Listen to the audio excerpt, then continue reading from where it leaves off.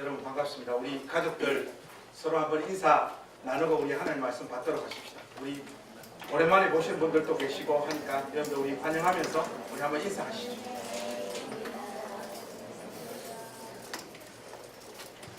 우리 가족들 이번 주 지난주에 대선이 있었는데 투표 다 하셨습니까? 네. 투표한 사람들 손 한번 들어보세요. 이렇게 한 표가 안 날까? 저는 저의 권리를 지켜서 저는 기권했습니다. 손 한번 들어보세요. 기권. 우리 교회는 100% 이렇게 다 투표하신 것 같아요. 여러분들 어떻게 찍은 사람 되셨습니까? 네. 우리 교회는 좌파들이 많은 것 같아요. 우리 청년들하고 이렇게 이야기를 하니까 우리 청년들은 5번 또 많더라고요. 그래서 오늘 제가 정신교육을 좀 시키도록 하겠습니다. 여러분, 교회에서 정치적인 어떤 의견이나 견해들 가지고 목소리 높이고 얼굴 붉힐 필요 없고 서로가 가지고 있는 입장들 따뜻하고 웃으면서 잘 나눌 수 있는 그런 공동체가 됐으면 좋겠습니다. 오늘 여러분들하고 서로 짐을 지우는 문제들을 가지고 오늘 하나님 말씀을 좀 살펴볼까 합니다. 우리가 그 15장의 흐름을 쭉 지금 따라서 예루살렘 1차 공회의 결론은 구원은 오직 예수 그리스도에 대한 믿음을 통해서만 받는다는 것으로 이 종교회의가 마무리된 것, 우리가 거기까지 지금 정리가 됐죠. 여기에 다른 어떤 율법의 조항을 단다는 것은 있을 수 없는 일이고 그것은 다른 복음을 전하는 일임을 이 1차 예루살렘 공의회가 확정지었습니다. 이런 결론에 근거해서 이 공의회는 몇 가지 사항을 지적하고 최종적으로 정리를 합니다. 그래서 여러분 24절 말씀 한번 보실까요? 24절 말씀을 보시면 우리 한번 24절 말씀 같이 한번 읽으십시다. 시작. 들은즉 우리 가운데서 어떤 사람들이 우리의 지시도 없이 나가서 말로 너희를 괴롭게 하고 마음을 혼란하게 한다 하기로. 여러분들 이 24절 한번 보세요. 여기 보시면 그들은 사도들이 보낸 자들이 아니라 임의로 나가서 너희들을 괴롭게 하고 마음을 혼란하게 한 자다, 그렇게 이야기를 하고 있습니다. 한마디로 안디옥 교회에 가서 율법과 할례를 구원의 조건으로 제시하며 가르쳤던 그들은 그 어떤 정통성도 가지고 있었던 자들이 아니라고 하는 것을 이 1차 공의회가 확정지었습니다. 더 나아가 예수 그리스도의 이름을 위하여 생명을 아끼지 아니하는 자기들의 사랑하는 바나바와 바울을 너희에게 보내기로 일치 가결하였다, 그렇게 이야기하고 있습니다. 진정으로 이 복음을 사수하고 전하는 일에 자기의 목숨을 걸었던 바울과 바나바를 통하여 공의회의 결정이 바로 이것이다. 한마디로 예수 그리스도를 믿는 믿음으로만 구원을 받지 거기에 그 어떤 율법과 다른 기타 조항을 달 수 없다라고 하는 것을 이 복음을 위하여 목숨을 내던진 바울과 바나바를 통하여 그들에게 전한다라고 그렇게 이야기를 하고 있습니다. 이제 모든 논란은 종식되었고 다른 어떤 보충적인 설명도 필요가 없습니다. 그런데 여러분, 전개되어지는 이 말씀은 28절 말씀을 보면 이렇게 전개되어집니다. 성령과 우리는 이 요긴한 것들 외에는 아무 짐도 너희에게 지우지 아니하는 것이 옳은 줄 알았노니, 이렇게 이야기합니다. 여러분, 28절 말씀 다시 한번 보십시오. 논리적으로 하자면 28절에 등장하고 있는 이 요긴한 것들 외에는 이라는 이 문구의 내용은 풀어서 이야기하자면 당연히 어떤 내용이 되어야 됩니까? 오직 예수 그리스도를 믿는 믿음으로 구원을 받는다가 되어야 되잖아요. 그렇지 않습니까? 그래서 28절을 다시 서술하면 이렇습니다. 예수 그리스도를 믿는 믿음으로 구원받는다는 사실 외에는 다른 어떤 것도 너희들에게 짐지우지 아니하는 것이 옳다는 것을 가결하노니, 이렇게 돼야 됩니다. 그런데 여러분, 28절 내용 속에도 아무 짐도 너희에게 지우지 아니하는 것이 옳은 줄 알았노니 라고 말하고 있는데, 그런데 이 요긴한 것들 속에 라고 하는 이 문장 속에 다소 의문스러운 내용들이 오히려 포함되어지고 있는 것을 우리가 확인합니다. 그래서 여러분 29절 말씀에 보면 이 요긴한 것들 외에는 이라고 하는 이 문구가 예수 그리스도를 믿는 사람에게는 구원을 받고 그 어떤 것도 필요 없다라고 하는 내용으로 채워져 있지 않고 이 요긴한 것들 소개라고 하는 이 문구 안에 들어가 있는 내용은 우상의 제물과 피와 목매어 죽인 것과 음행을 멀리할지니라. 이에 스스로 상가면 잘되리라. 평안함을 원하노라 하였더라. 여러분, 조금 이상하게 전개되어지고 있지 않습니까? 자기가 죄인임을 알고 우리 주 예수 그리스도의 공로만이 죄사함과 의롭다함을 받는 유일한 길임을 듣고 믿고 하나님 앞으로 나온 자들에게 다른 요구를 하지 말라고 하면서 왜 요긴한 몇 가지를 또 제시하고 있냐 이 말입니다. 그래놓고 적지 않은 지시사항을 더해서 압박을 가합니다. 그 압박을 가하는 내용이 금방 읽었던 내용이고 또 그 문구를 보면 너희들이 스스로 상가면 잘되리라. 무슨 말입니까? 1차 공의회의 어떤 결정사항에다가 다시금 또 다른 몇 가지의 율법 조항들이 더해진 느낌을 확 받잖아요. 그리고 너희들이 금방 언급되어진 이 요긴한 것들, 이것을 스스로 상가고 잘 지키면 너희가 잘 되리라. 그렇게 지금 말하고 있단 말이죠. 예수 믿는 믿음으로 구원에 이른다고 해놓고 왜 여기에 또 다른 것을 추가하고 있냐 말이죠. 이 부분이 오늘 설교에서 우리가 풀어야 되는 가장 중요한 지점입니다. 먼저 예수 믿는 것 이외에 지키라고 추가된 항목들을 자세히 우리가 한번 보십시다. 거기에 보면 우상의 더러운 것과 음행과 목매어 죽인 것과 피를 멀리하라 그렇게 말하고 있습니다. 어떤 신학자들은 세 가지를 요청했다고 이야기하는 자들도 있고 어떤 신학자들은 자세히 보면 이것은 네 가지를 추가한 것이다 그렇게 이야기합니다. 제가 볼 때는 세 가지냐 네 가지냐 그건 하나도 안 중요하고요. 이런 요구를 하게 된 흐름을 우리가 살펴볼 필요가 있을 것 같습니다. 이 문제를 가장 먼저 언급하고 있는 지점은 어딘가 하면 15절에서 18절이에요. 여러분 한번 보십시오.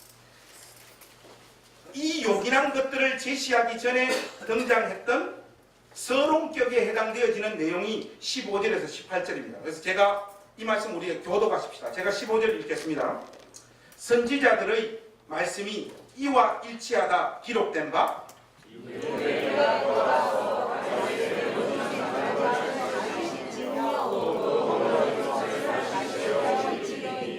이는 그 남은 사람들과 내 이름으로 일컬음을 받는 모든 이방인들로 주를 찾게 하려 함이라 하셨으니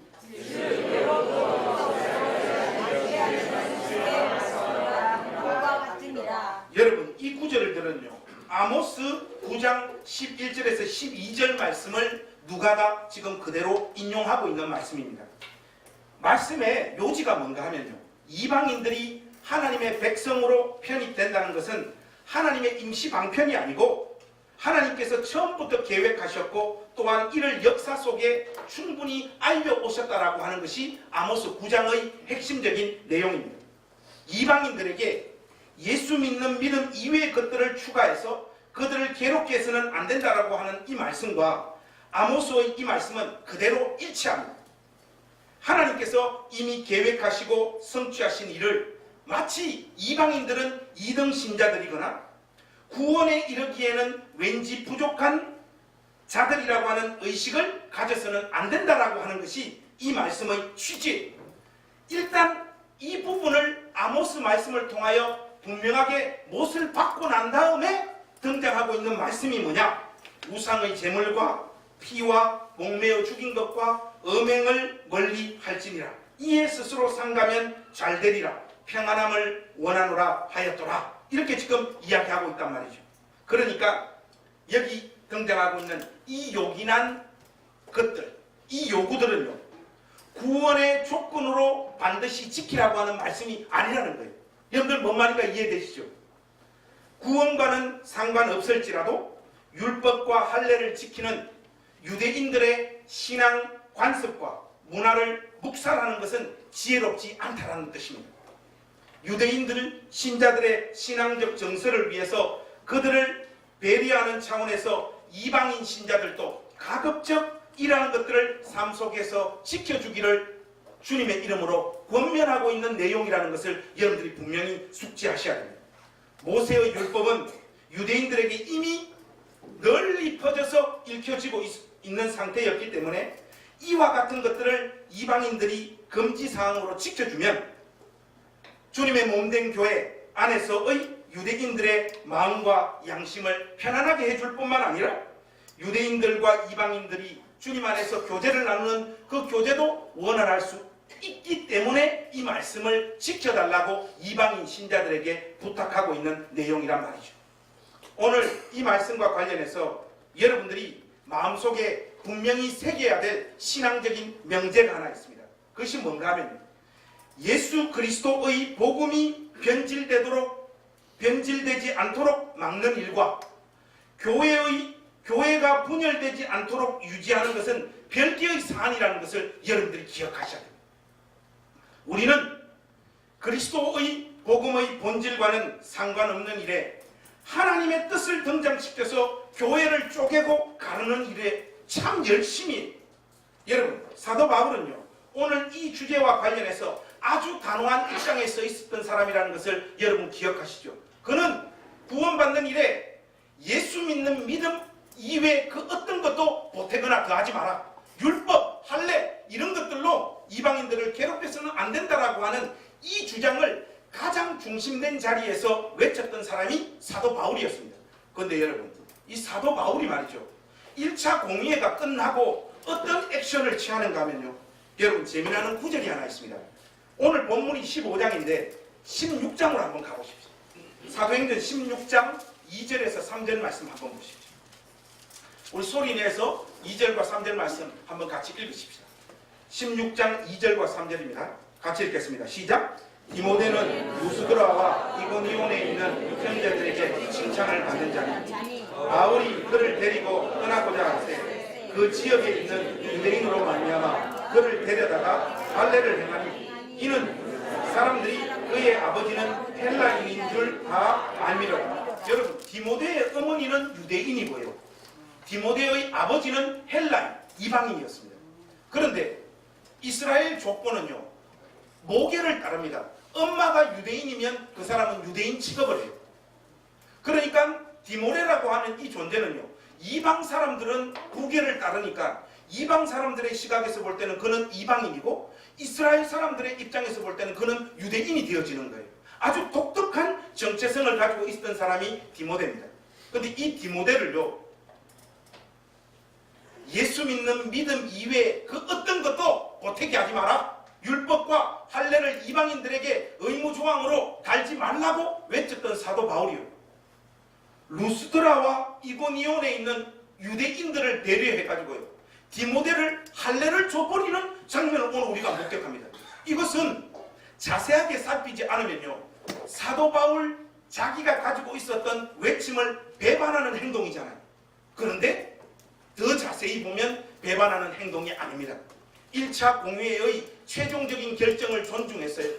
유대인들의 문화와 관습을 존중해서 구원받고 안 받고 하는 차원을 뛰어넘어서 그들을 배려하는 차원에서 이 디모데에게 할례를 감행하는 것을 우리가 이렇게 볼 수 있잖아요. 사도 바울은요 이것뿐만 아니라 오늘 우리가 다루고 있는 이 주제와 관련해서 아주 중요한 내용들을 우리에게 던지고 있는 말씀이 있습니다. 여러분 고린도전서 8장으로 한번 가보십시다. 이 내용과 관련해서 오늘 설교의 분수령이 될 수 있는 가장 중요한 말씀이라고 할 수 있습니다. 여러분 이 8장 전체는 우리가 조금 길지만 교독해서 우리가 한번 같이 읽었으면 좋겠습니다. 8장 1절 제가 읽겠습니다. 여러분들 2절 읽으시면서 끝까지 우리 한번 교독하십시다. 집중하셔서 우상의 제물에 대하여는 우리가 다 지식이 있는 줄을 아나 지식은 교만하게 하며 사랑은 덕을 세우나니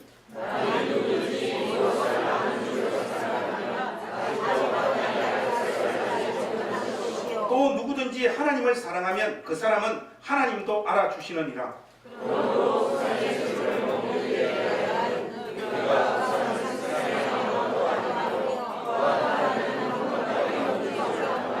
비록 하늘에나 땅에나 신이라 불리는 자가 있어 많은 신과 많은 주가 있으나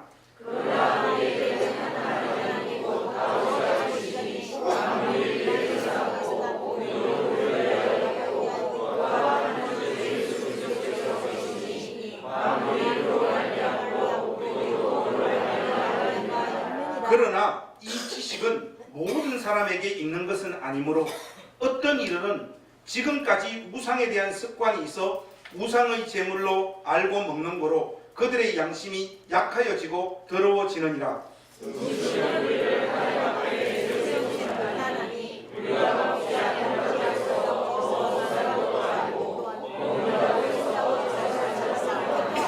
그런즉 너희의 자유가 믿음이 약한 자들에게 걸려 넘어지게 하는 것이 되지 않도록 조심하라.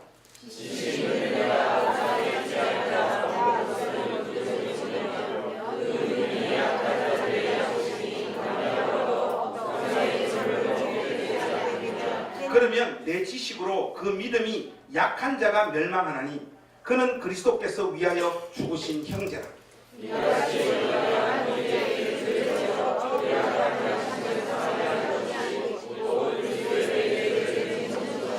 우리 13절 같이 하십시다. 그러므로 만일 음식이 내 형제를 실족하게 한다면 나는 영원히 고기를 먹지 아니하여 내 형제를 실족하지 않게 하여. 여러분, 금방 예루살렘 공의회의 결론은 먹지 말라고 했잖아요.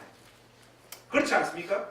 가급적이면. 그런데 바울 사도는 그런 것을 먹어도 아무 상관이 없다. 1차적으로는 그렇게 이야기합니다. 왜냐? 나는 그것이 아무것도 아닌 줄 알고 천지에 있는 모든 것이 하나님께서 지으신 것이고 우상이라고 하는 것은 사실은 존재하지 않는 것이기 때문에 우상에게 드려진 제물이라고 하는 것은 존재하지 않는다는 것이 사도 바울의 기본적인 입장입니다. 동시에 그는 우상 숭배한 고기를 먹지 않겠다라고 이야기를 합니다. 그런데 먹지 않는 이유가 무엇입니까? 연약한 자를 위하여 그렇게 한다는 것입니다. 아직도 믿음이 연약한 자들이 시험에 들고 실족해 될까봐 금한다는 것이죠. 그러한 지식과 믿음이 자기에게 있다고 하여도 그러한 그 자유를 약한 자의 그 침이 되지 않게 하는 것, 이것이 사도 바울의 최종적인 또 신앙의 방향이라고 이야기하고 있습니다. 그러므로 여러분, 1절, 2절에서 지식은 교만하게 하는 것이나 사랑은 덕을 세우는 것이라고 이야기하고 있습니다. 그러므로 무언가 좀 안다고 생각하면 사실은 아무것도 모르는 것이, 내가 무엇을 좀 안다고 말하는 그것이 약한 자로 시험에 들게 한다, 그 말이에요. 그러므로 성도란 자기를 위하여 사는 자가 아니고 우리 주님을 위하여 사는 자인 줄로 믿습니다. 우리 주님을 위하여 사는 자라고 하는 또 하나의 의미는 바로 형제를 위하여 존재하며 산다라고 하는 정체성을 가진다는 것을 여러분들이 기억하십시오. 내 자유니 내 마음대로 다 하겠다라는 것이 아니에요. 음행이나 목매어 죽인 고기를 먹지 말라는 것도 유대인과 이방인이 이제 예수 그리스도 안에서 동일하게 한 형제가 되어서 깊은 사귐 가운데로 나아가는 하나의 수단이 될 수 있다면 그거 안 먹겠다, 또 내지는 그것을 먹겠다 할 수 있다, 이 말입니다. 이 주제는요, 우리 한국교회 권속들이 마음 깊이 새겨야 될 내용입니다. 한국교회에서는 늘 술, 담배가 큰 이슈입니다. 요즘 보니까 목사님들도 술을 한 잔씩 하는 것 같아요. 사역자들이 술 잘 먹어요, 요새 보면. 특히 감리교 출신들이 잘 마십니다. 이분들의 주된 논리가 뭔가 하면요, 이것은 죄가 아니라는 겁니다. 천주교에서는 우리 개신교하고 조금 분위기가 달라요. 신부님들 중에 꼴초와 알코올 중독자들 진짜 많습니다. 저도 여러분들하고 밥을 자주 먹잖아요. 신부님들은 만나면 술을 드셔야 되잖아요, 계속. 그러다가 알코올 중독된 사람들이 많아요. 그거 왜 그런가면 천주교의 신학에서는요, 술, 담배는 하나님께서 이 긴 인생을 살아가는데 우리 인생들에게 주신 위안제라고 술과 담배를 해석합니다. 그래서 그들은 술, 담배 하는 것에 꺼리낌이 없고 기쁨으로, 감사함으로 술, 담배를 먹고 피웁니다. 제가 볼 때는 그렇게 틀린 거라고 생각되어지지 않아요. 이런 생각을 가지고 있는 사역자들이 그래서 술 한 잔씩 해도 괜찮다라고 하는 이야기를 많이 하십니다. 그 말 자체가 틀린 게 전혀 없습니다. 하나님 앞에서 아무런 문제가 되어지지 않는다는 것이 그분들의 입장입니다. 그런데 저는 이런 식의 주장에 좀 동의할 수가 없습니다. 우리가 술을 안 마시는 이유는요, 하나님 때문이 아닙니다. 하나님은 우리가 술 마시고 안 마시는 일에 별로 관심이 없습니다. 여러분, 제가 오늘 여러분 영혼에 확 자유를 드리겠습니다. 먹고 싶을 때 확 마십시오. 담배도 마찬가지고요. 그러다가 빨리 죽는 거, 그건 제가 책임 못 집니다. 세계적인 설교자였던 찰스 스펄전이요, 설교 준비가 안 될 때마다 한 게 뭔지 아십니까? 담배를 핀 거예요. 나는 오늘 이 밤에도 하나님의 영광을 위하여 이 담배를 한 대 피노라. 이게 찰스 스펄전의 신앙의 고백이었습니다. 근데 여러분, 이 찰스 스펄전이요, 감리교도 아니고 장로교도 아니고 베프티스트, 침례교 목사였어요. 그런데 저는요, 술 담배를 하지 않습니다. 이유는 하나님 때문이 아니라 여러분들 때문입니다. 성도들 중에는 신자는 술 담배 해서는 안 된다라고 하는 생각을 가지고 있는 분들이 계십니다. 더 나아가서 하나님 말씀을 수종드는 목사님은 당연히 술 담배 하면 안 된다라고 하는 사람이 우리 행신교회 권속들 중에 단 한 사람이라도 있다면 목사는 술 담배 해서 안 됩니다. 왜냐? 저의 술 담배 하는 그 행동이 그 영혼에게 깊은 상처를 안길 수 있기 때문에 그렇습니다. 여러분, 제가 몰래 술 한잔 한다고 하나님이 저를 지옥불로 내던지시겠습니까? 오히려 저를 더 불쌍히 여기시죠. 그러나 제가 마시는 그 술로 인해 가지고 믿음의 권속이 상처를 받는다라면 목사는 마땅히 그 길을 가서는 안 됩니다. 그래서 오늘 이 설교하면서 제가 여기 원고에도 써놓고 왔는데, 우리 가족들에게 오늘 한번 물어봤으면 좋겠어요. 우리 가족들은 어떤 생각을 가지고 계십니까? 여러분, 제가 목회하다 보면 이런저런 스트레스 많이 받잖아요. 그때 스트레스 받을 때 우리 목사님 막걸리나 소주 집에서 한 잔씩 해도 저는 목사님 다 이해할 수 있습니다. 손 한번 들어. 감사합니다. 오늘부터 하겠습니다. 나는 목사님이 술 담배 하는 거 알게 되면 상처가 될까, 실망이 될 것 같고, 왠지 내 신앙에 이게 흔들림이 올 것 같다. 손 한번 들어보시죠. 제법 맞는 우리 지호하고 지연이하고 여기 같이 이분들은 여기 옆에 길법교회라고 정해져 있습니다. 여러분들이 어떤 의견을 취하시든 핵심은 신앙이라고 하는 것은 자기 자신의 유익을 구하는 것이 아니라 형제 사랑에 초점이 맞추어져 있다는 것을 여러분들이 기억하셔야 됩니다. 먹어서는 안 된다는 확신을 가진 분들에게도 제가 우리 주님의 이름으로 강력하게 권합니다.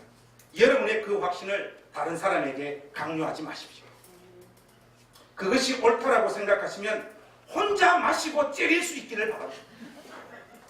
어느 순간부터 우리 한국교회 안에 술, 담배, 11조, 주일성수 이런 것들이요, 율법의 차원을 넘어서 구원의 문제와 이것이 맞물려서 돌아가고 있는 흐름들과 분위기가 감지되어지고 있습니다.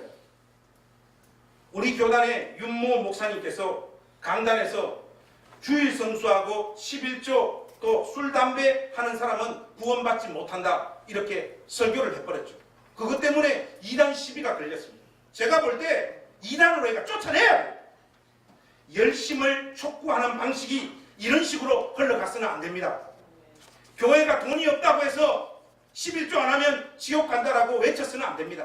차라리 교회는 돈이 없어서 가난한 상태를 유지하면서 온전한 그리스도의 복음을 보존하고 지켜야 될 줄로 믿습니다. 교회가요, 참 배타적이에요. 예수 그리스도 이외에 구원을 받을 수 있다라고 하는 있는 그 어떤 수단과 방법도 없다라고 하는 것이 우리의 교리적인 확신이요 주장입니다. 그런데 오늘날 개신교는 이런 것들 이외에 너무 많은 것들을 가지고 사람들을 밀어내고 있습니다. 배타적인 포지션을 자꾸 취한단 말이죠. 구원의 문제와 상관이 없는 이슈들을 자꾸 구원의 문제와 연관시킨단 말입니다. 도무지 오늘날의 개신교회는 누군가를 용납하고 품지를 못해요. 지금 한국의 종교라고 하는 책이 있습니다. 가톨릭, 불교, 개신교 학자들이 모여서 대담한 책인데요. 이 책이 참 재밌더라고요. 오늘날 한국 교회에 대해서 이런저런 문제들을 각 종파마다 문제들을 지적하는데 우리 개신교의 가장 큰 문제를 배타성으로 꼽더라고요. 거기에 보면 가톨릭 신학자인 김건수 선생님께서 이런 말씀을 합니다. 이런 말 한번 들어보십시오. 제 생각에는 개신교가 악마를 골라내는 실력이 조금 부족한 것 같습니다. 예를 들면 진짜 악마는 독재적인 정치 권력, 무소불위의 경제 권력, 또 그런 사람들에게 무릎을 꿇는 성직자인데 왜 죄 없는 사람들을 악마로 지정할까요? 이것이 가톨릭 신학자가 보는 오늘날 개신교도들의 모습이 너무 예리하고 정확한 이야기 아닙니까? 정말로 아픈 지적이에요. 교회가 악마로 지정하는 세 가지가 뭔가 하면 술, 담배, 동성애, 종북 프레임이에요. 동성애와 종북 프레임은 거대 담론이니까 제가 다음에 한번 다루도록 하겠습니다. 술, 담배, 이거 여러분 언제까지 술, 담배 안 하는 것으로 내가 예수 제대로 믿고 하나님 앞에 똑바로 서 있는 신자라고 생각할 겁니까? 술, 담배 안 하는 것이 무슨 신앙이에요? 신앙은 그것보다 더 구체적이고 적극적이어야 될 줄로 믿습니다. 무엇을 안 하는 것으로 우리의 신앙의 정체성을 삼아서는 안 됩니다. 그리스도를 믿고 사랑하는 믿음, 사랑에서 역사되어지는 구체적인 어떤 모습이 오늘날 우리의 정체성이 되어야 될 줄로 믿습니다. 저는 교회가 말이죠, 어느 정도의 야성과 깡과 담대함을 가져야 된다고 생각합니다. 그게 뭔가 하냐? 그 중에 대표적으로 제가 꿈꾸고 있는 게 하나 있어요. 우리 교회 흡연실 만들어야 됩니다. 교회 와서 마음껏 담배 피고 암 걸려서 죽어라, 그 말이 아닙니다. 담배를 피운다는 이유 때문에 교회에 오지 못하는 이 마음을 불식시켜야 된다, 이 말이에요. 저에게 가끔요 어떤 분들이 찾아왔어. 이렇게 일러 바쳐요. 일러 바치는 내용이 뭔가 하면 이런 게 있습니다. 목사님 참 이런 말씀 드리기 좀 그런데 어떤 집사님 몸에서 담배 냄새가 나는 거 같아요. 이런 쌍등신들이 봤어요. 제발 저 옆에 가까이 오지 마세요. 담배 냄새보다 입냄새 때문에 힘듭니다. 이런 식의 신앙이 왜 문제인가 하면요, 자기가 무엇을 하고 안 하고에 자기 마음대로 신앙적인 의미를 부여해버린다는 거예요. 그 하나님하고 무슨 상관이 있습니까? 왜 그런 것 갖고 배타적으로 형제를 내모냐 말입니다. 제가 공주에서 사역할 때 전도할 시절이었습니다. 그 교회에 제법 유별난 장로님이 한 분 계셨어요. 여름날만 되면 우리 공주 지방의 목사님들께서 모여서 개고기를 이렇게 한 번씩 드세요.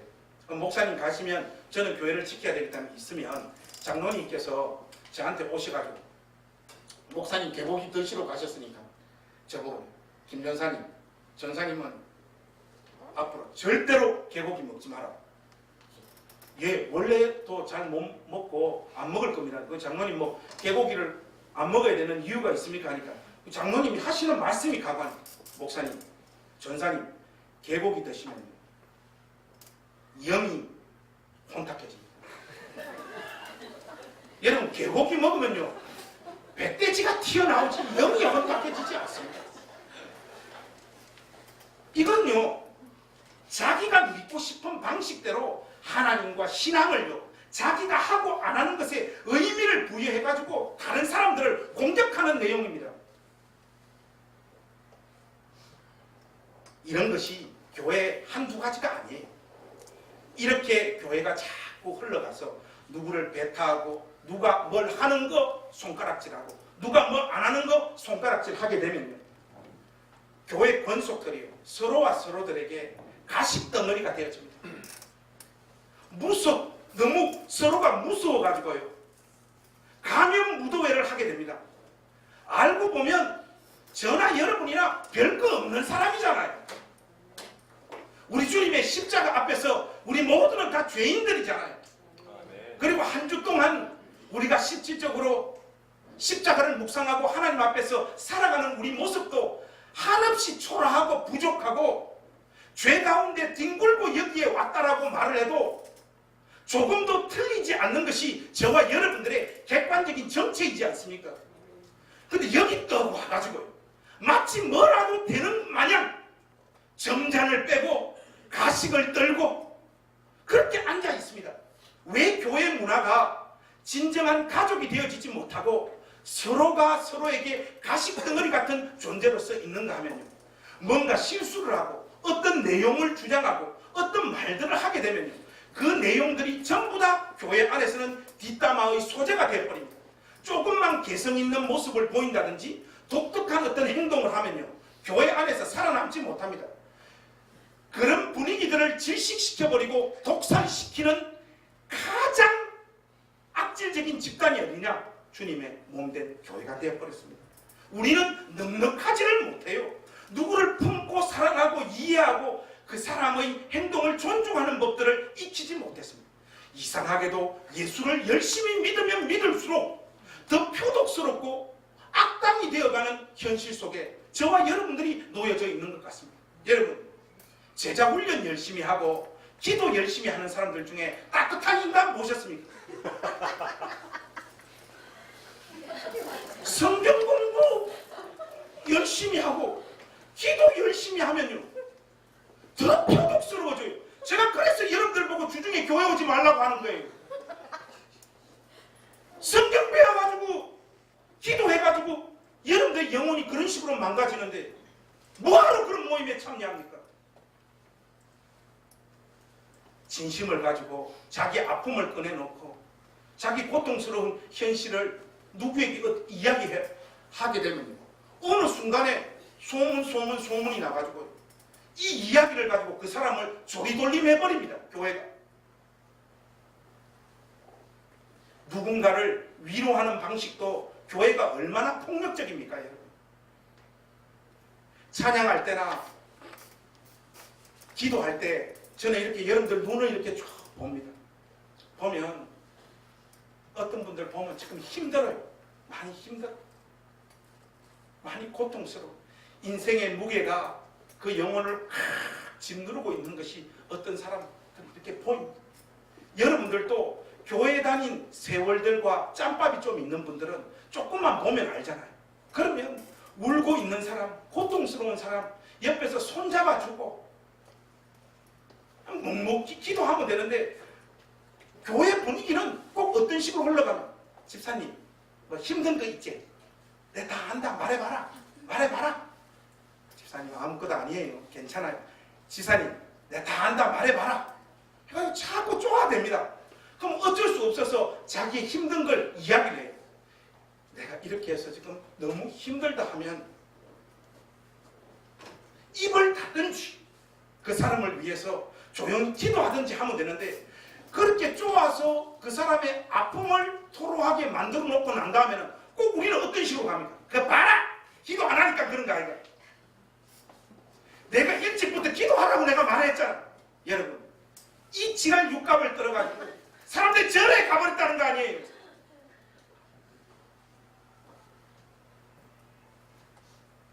사랑하는 행신교회 가족 여러분, 오늘 우리들의 모습은 하나님 앞에 어떻습니까? 정말 하나님께로 돌아온 자들에 대하여 어떤 반응을 보이고 있습니까? 우리 가족들에게 여러분 어떤 모습으로 하나님 앞에 여러분들이 서 있냐 말이에요. 어젯밤에 우리 고향교회 제가 아주 많이 사랑하고 아끼는 우리 후배 공부도 잘해가지고 서울에 와서 공부도 하고 학교 졸업하고 결혼하고 했는데 뭐 살다 보니까 삶이 마음대로 흘러가지 않아서 이혼하고 가정이 깨졌어요. 그러다가 또 이 녀석이 주식에 손대가지고 완전 뭐 큰 빛에 앉아가지고 이혼했을 뿐만 아니라 인생이 다 망가졌어요. 저도 몇 번이나 찾아가서 같이 만나기도 하고 하는데 일어서지를 못해요. 얘가. 한 번씩 이렇게 연락이 오고 찾아오는데 어제 밤에 오랫동안 연락이 없는데 형 하고 어제 설교 원고 다듬고 있는데 연락이 왔어요. 벌써 수화기를 붙잡고 울어요. 형 나 어떡하면 좋노 하면서 막 우는데 하니까 아버지가 형 암 걸리가 간에도 대장에도 다 전이돼가 이제 우리 아버지 곧 죽을 것 같아. 너는 어떻게 되냐? 형 나도 한번 일어서 보려고 이 여자도 또 만나고 저 여자도 만났는데 다 안 되고 또 다 헤어졌거든. 너 지금 어떻게 사나? 희망이 없네. 형 나하고 밥 한번 먹어주면 안 돼? 그러더라고. 여러분 이런 식의 아픔을 가지고 있는 사람들이 우리 교회 식구들 중에는 없을 것 같습니까? 여러분들이 신앙이 뭐라고 정리해 놓은 내용들 가지고요 따박따박 명확한 답을 주려고 하지 마십시오. 그 손 잡고 울어주면 되고요.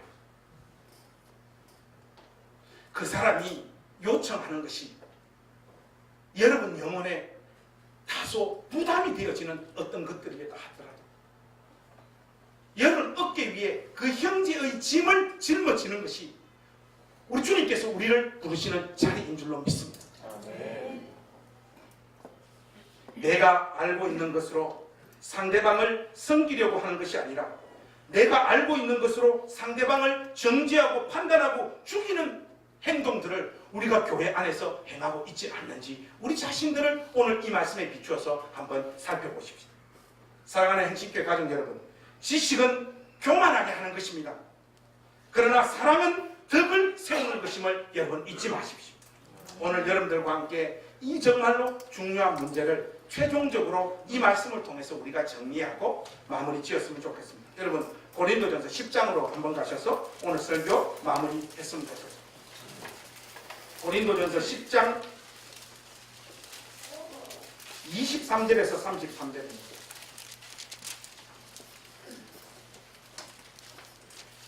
제가 23절 읽겠습니다. 여러분 24절 읽으면서 교도하십시오. 모든 것이 강하나 모든 것이 유익한 것은 아니요 모든 것이 강하나 모든 것이 덕을 세우는 것은 아니니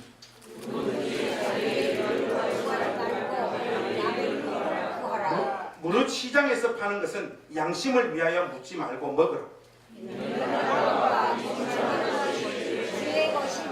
불신자 중 누가 너희를 청할 때에 너희가 가고자 하거든 너희 앞에 차려놓은 것은 무엇이든지 양심을 위하여 묻지 말고 먹으라.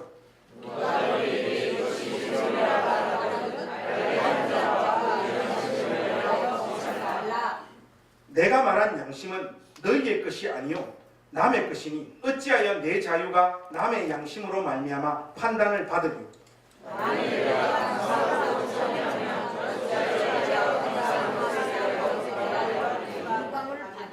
그런즉 너희가 먹든지 마시든지 무엇을 하든지 다 하나님의 영광을 위하여 하라.